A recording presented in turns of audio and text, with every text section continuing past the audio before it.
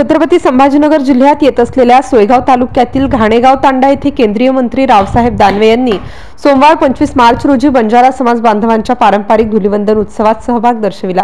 छत्रपती संभाजीनगर जिल्ह्यामध्ये बंजारा समाज बांधव मोठ्या प्रमाणात वास्तव्यास आहेत। हे समाज बांधव होळी व धुलीवंदनाचा सण मोठ्या आनंदाने आठवडाभर साजरा करतात।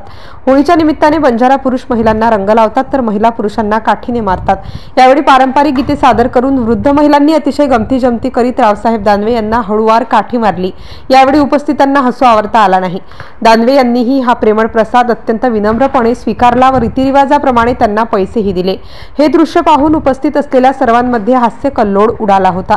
यावेळी कामगार मोर्चा तालुकाध्यक्ष अनिल राठोड, सामाजिक कार्यकर्ता सुरेश चव्हाण, प्रेमसिंग बंडा, दशरथ दलपत, बहादूर चव्हाण, हिराभाऊ, सुभाष राठोड आदींसह बंजारा समाज बांधव मोठ्या संख्येने उपस्थित होते। MCN न्यूज मराठीकरिता बहादूर चव्हाण, छत्रपती संभाजीनगर।